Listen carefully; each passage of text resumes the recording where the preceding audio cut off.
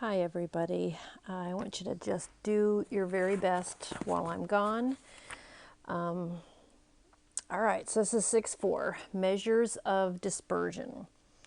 So measures of central tendency, we did mean, median, mode, help you explore the middle of a data set, but do not always give you a clear picture of the whole data set. The range of a data set is the difference between the maximum and minimum values of the data set. The range is a simple measure of how spread out the data is, sometimes referred to as the dispersion. Previously, we looked at the test results of 32 students. Maybe we did, maybe we didn't. I don't know. So here are the results, okay? So maybe this was a test that was 10 points, okay? So it says find the maximum and the minimum values in the range. So you guys, this is easy peasy. So the max is 10, the minimum is 0, and then the range is the max minus the min. So the range, sorry about that. This is minus 0. So the range is 10. Knowing whether the data is widely spread out or bunched around the mean provides you with a better understanding of the distribution of the whole data. You need to consider more values than just the smallest and the largest. So we're going to talk about something called quartiles. Quartiles are values that divide the data into quarters, so like fourths, 25%. The first quartile is called the lower quartile, or Q1, and 25%, and it has 25% of the data below it. The second quartile is the median, so we already know about the median. And the middle value in the data set means that 50% of the data lies below the median and 50%, that's supposed to be lies, not lives, lies above it. The third quartile is called the upper quartile, or Q3, and has 75% of the data below it. All right, we have something called the interquartile range, and it's abbreviated IQR. The interquartile range is the difference between Q3 and Q1. So in example 1, let's look at this data set. Hey, it's great. It's in order for us. So it says find the middle. Well, there's 1, 2, 3, 4, 5, 6, 7, 8, 9, 10, 11, 12. Okay, I like to kind of write this down. There are 12 data values. So what you're going to do to find the median, remember from the last section, you just count in. So the median is the average of 36 plus 49. So that's 42.5. All right, so what that actually means though, let me use a different color here. The median is in between those, okay? The median is in between. If it had been that value, we would have put this mark on it. So the mark is where the median is located, and it's located halfway between. So then if you want to find the lower quartile, what you're going to do is you're going to then use, there's 1, 2, 3, 4, 5, 6 values. So you're going to count in 1, 2, 3.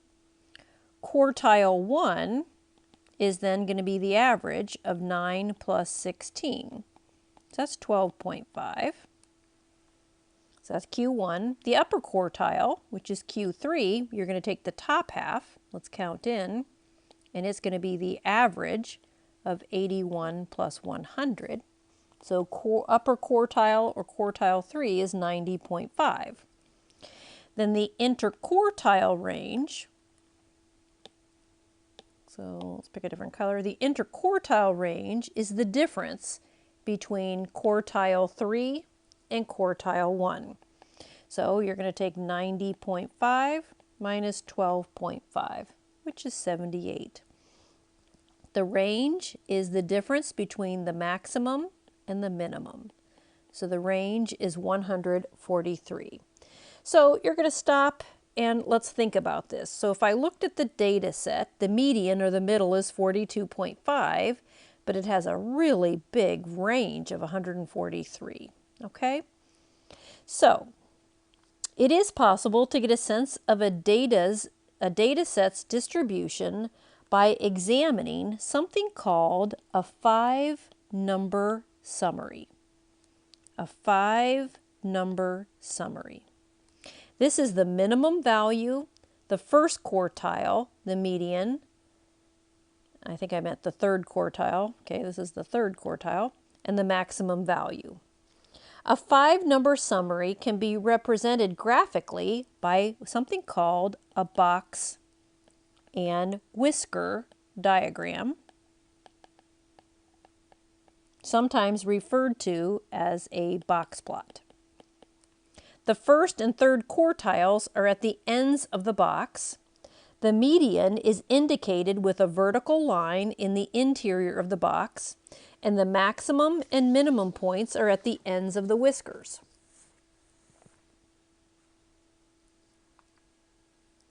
So, extreme values are called outliers and might be considered for to be removed from a sample. And an outlier is defined to be any value at least 1.5 times the interquartile range above quartile 3 or below quartile 1. So don't worry, I'm going to help you with this, okay? So let's look at example 2. It says find the median and upper and lower quartiles for this data set. Then we're going to put it on a box plot and then determine whether 37 is an outlier. Okay, so let's count. How many data points are there? There are 17. So I did this on purpose. This one we had 12, and now we're going to have an odd number so you can see the difference, okay, between what I'm doing here. So now I'm going to count in 1, 2, 3, 4, 5, 6, 7, 8. There we go. So this 47 is the middle. So watch the difference here. So my median is 47. So I kind of put a bar here. So now you're going to count that I have 1, 2, 3, 4, 5, 6, 7, 8 values that are to the left. Okay, so then I'm going to count in 1, 2, 3, 4. So quartile 1 is 44. And then I'll do the same, whoops, that's a quartile 1. Then quartile 3, maybe you can see if I'm tapping in 1, 2, 3, 4. That's going to be between 51 and 52. So you take 51 plus 52 over 2. That's 51.5. Let's go ahead and do the interquartile range, which is quartile 3 minus quartile 1. That's 51.5 minus 44, so that's 7.5. All right, so watch what we're going to do on a number line here, okay? So I'm going to start 37, 38, 39, 40.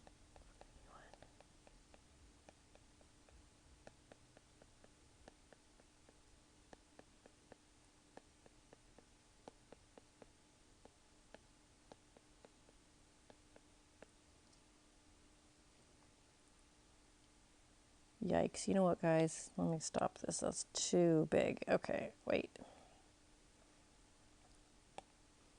Let me try that again. I need to go by twos, I think, here. Yeah, there we go. That's going to go better. So let me do 36, 38, yeah, 42, 44, 46, 48, 50, 52, 54. All right, perfect. Much better. Okay, so I have a minimum that's a dot. The maximum is a dot. You're going to put a vertical bar where the median is, so that's 47. And you put a vertical bar at quartile 1. and you put a bar at 51.5. Okay, so what's interesting, oops, my dot should have been up a little higher. That's okay. Hopefully you get the gist there. So then 50% of the data is in the box. All right, now it says determine whether 37 is an outlier. So we're going to go right here, and an outlier is any value that's at least 1.5 times the interquartile. So let's compute that. And then what you do is you add that value to quartile 3. So that's what, 62.5. So there's no values above that. And then you subtract it from quartile 1, and I get 32.75. So there were no values below 32.75, so there are no outliers here. Okay? All right. Note, you need to decide whether to reject or accept an outlier. Outliers can have a distorting effect on statistical measures like the mean, but some of them are still valid data values, and it is not acceptable just to reject an outlier without a reason. For example, the heights of 15 boys are in centimeters, so they're given here.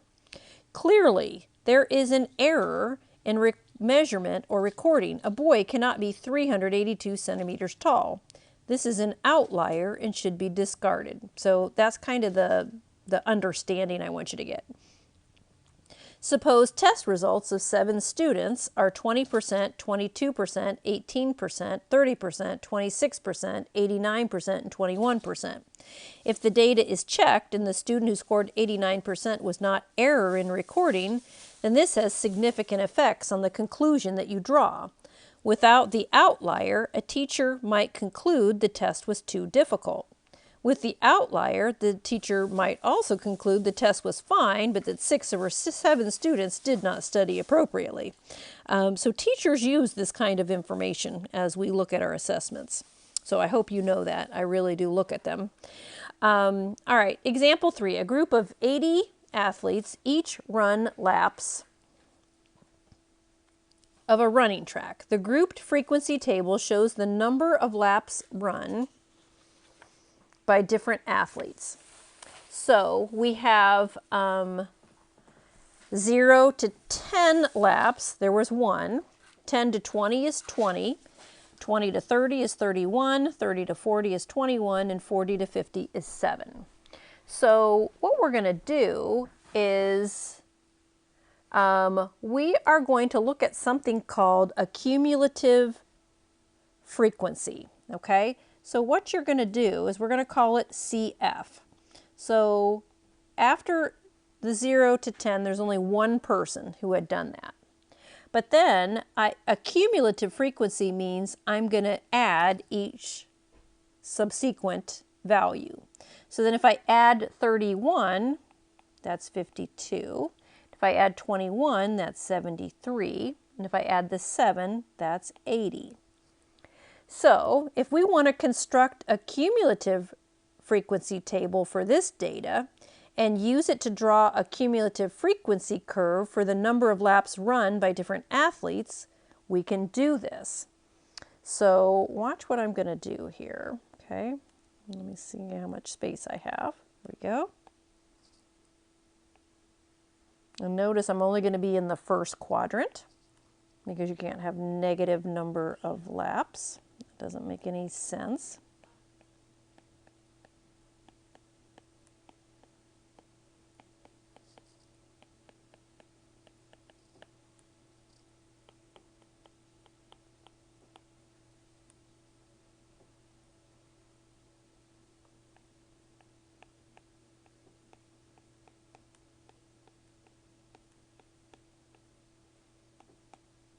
And notice how I am labeling this. So I have my x-axis is number of laps, and the y-axis is the cumulative frequency. So let me change colors, and I'm going to plot. So at the end of 10 laps, we have 1. At the end of 20, we have 21. At the end of 30, we have, what, 52. At the end of 40, we have 73. And at the end of 50, we have 80. So you can kind of tell what's happening here, okay? So it says, use the curve to estimate the median and interquartile range of number of laps. Okay, well, let's take a look at this. It says you're going to plot the cumulative frequency against the end point of the data class. So the median is the 80th divided by 2. That's going to be our best estimate. So it's the 40th data value. So we're going to do kind of an estimate here.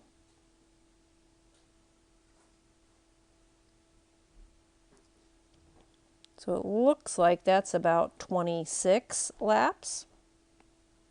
Okay, so what you do, so again, to find the median, we're really looking for the middle. So the cumulative frequency was 80. So the middle would be halfway. So I took 80 divided by 2 to get the 40th, okay? The 40th data value. So now, if you want to do quartile 1 would be a quarter of the data. So you would take 80 divided by 4, which is 20. So let me use a new color. So if I go to 20 and hit it,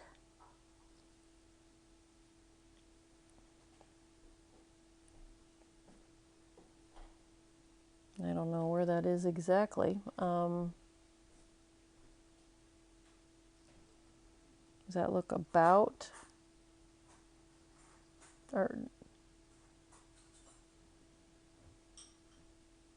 Okay, on the one I did on mine, it looked more like 20 than it is here. So I don't know. I'm gonna go with what I have here. So I said quartile 1, the 20 went with the 20. Okay. And then quartile 3 would be 60th. So if I go up here to the 60,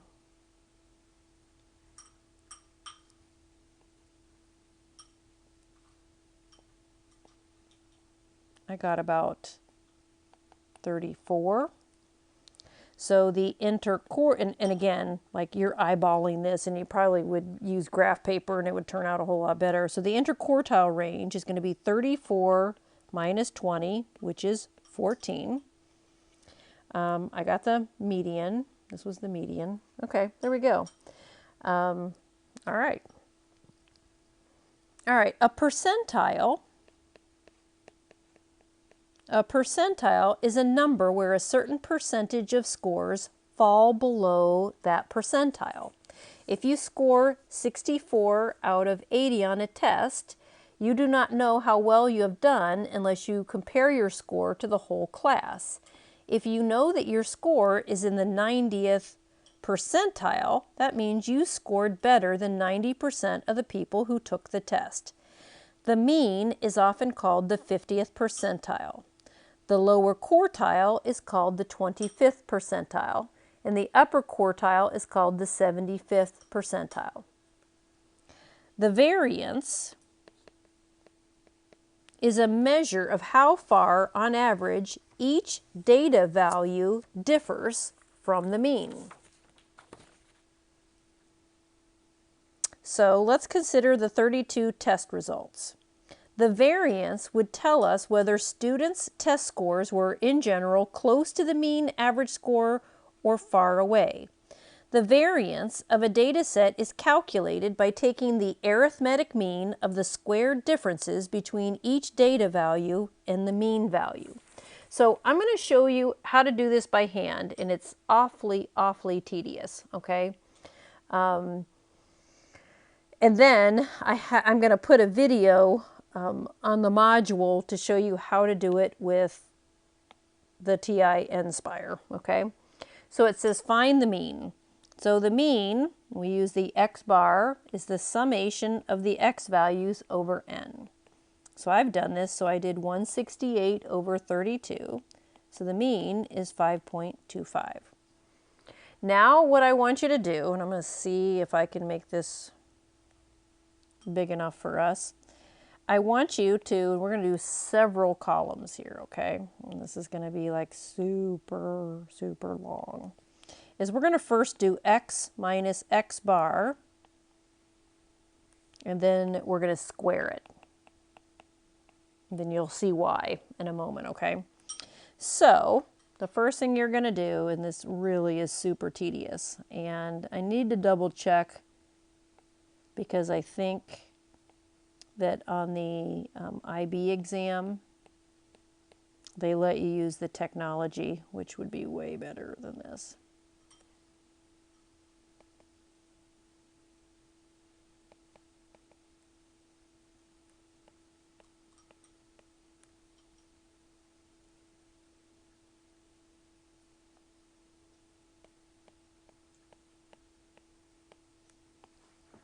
Okay, then I did have to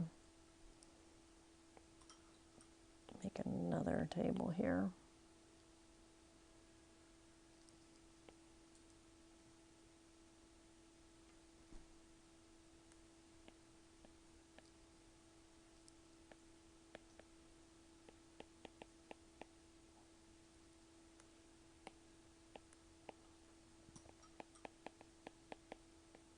Okay, again, this is going to be like super duper tedious, okay? So just bear with me as we do this.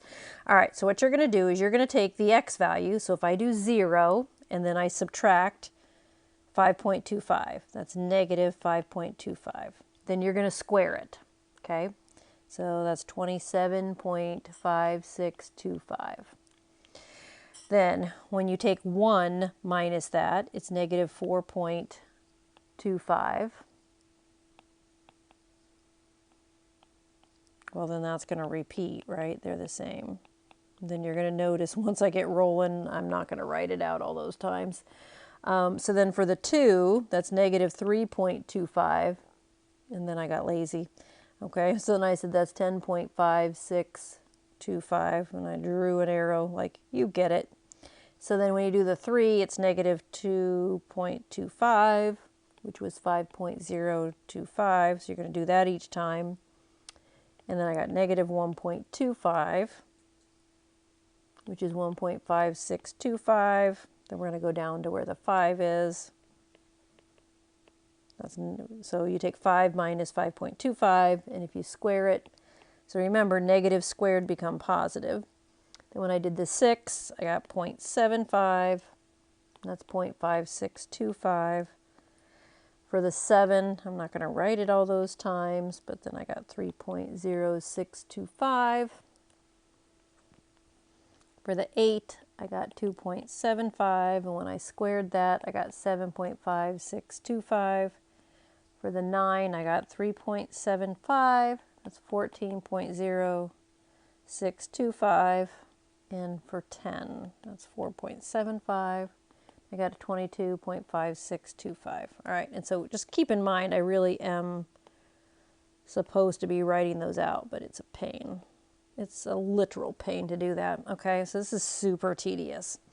All right, so what I just did is we subtracted and we squared. Okay, so now why? Why did we do it?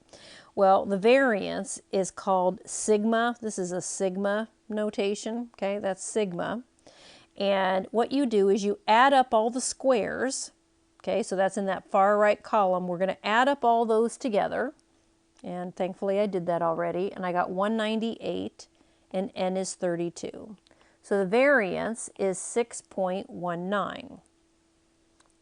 The mean divided by the number, it's the sum of the squared distances from the mean divided by the number of data values. So note, because the differences are squared, the units of variance are not the same as the units of the data. Therefore, statisticians often find what's called the standard deviation. And the standard deviation is the square root of the variance. The units of the standard deviation then are the same as those of the data set. So then all you do is take the square root of that. So the standard deviation, and sometimes it's referred to as SD, so SD, standard deviation, is the square root of your variance. Okay, that's what that's saying. The standard deviation shows how much variation there is from the mean and gives an idea of the shape of the distribution.